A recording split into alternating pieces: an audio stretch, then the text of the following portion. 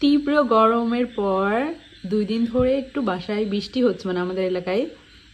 তো সেই বৃষ্টিতে টুকুলানির অবস্থাটা দেখুন। সামান্য একটু বৃষ্টি হয়েছে গরমের মধ্যে, সেই বৃষ্টিতে শীতে এসে বাঁচতেছে না।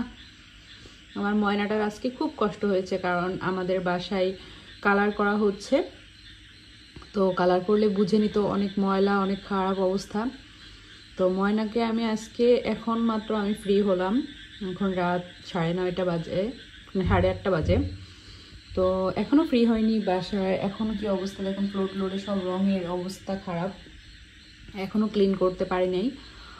তো বুয়ারা তো বুঝেন, কাজের খালাদের রাখলে ওরা তো আর রাত পর্যন্ত থাকবে না, আমাদের অনেক কষ্ট হয়ে গেছে। তো টুকুসকে আজকে আমি সেবা যত্ন করতে পারি নাই, ওর শরীর মুছাতে পারি নাই। আর এখন ভাবলাম একটু মুছিয়ে দিব, বাট এখন হচ্ছে বেশ ঠান্ডা পড়ছে। দেখুন ও শীতের জন্য কেমন করে শুচ্ছে, সোফায় উঠে শুয়েছে। আপনারা তো দেখেছেন গরমের জন্য ও তো ফ্লোরে ঘুমাতো, বাট এখন সোফায় উঠে শুয়েছে কারণ বেশ ঠান্ডা লাগছে।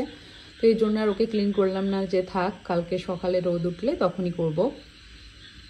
বাইরে ভালো ঠান্ডা পড়ছে আর কি, কাঁথা নিয়ে দুপুরবেলা ওকে আমি ঢেকে দিয়ে শুয়ে রাখছিলাম, এমন ঠান্ডা। মাঝখানের রুমটাই আগে হয়ে গিয়েছিলো, ওখানে সব জিনিস রেখে পর্দা খুলে রাখছি, দেখি টুকু সেখানে গিয়ে ঘুমোচ্ছে। তো এই হচ্ছে টুকুলানি অলসের অবস্থা। দেখুন সে একটুখানি বৃষ্টির ফোঁটা ফোঁটা দেখে এরকম অবস্থা। তো ওদের খাওয়ার খুব সমস্যা হবে দেখে আমি আগে থেকে মাছ মাংস রান্না করে ফ্রিজে রেখেছিলাম, সেটা গরম করে সকালে আগে ওদের মাঝখানে রুমে খাবার টাবার দিয়ে রুম বন্ধ করে রেখে দিয়েছিলাম। টুকুলানির বেশ কষ্ট হয়েছে, তারপর বের হতে চায়, পরে সিঁড়িতে গিয়ে বসেছিলাম, ও বসেছিল। যখন মিস্ত্রি কাজ করে তখন তো আমাদের কোনো কাজ নাই।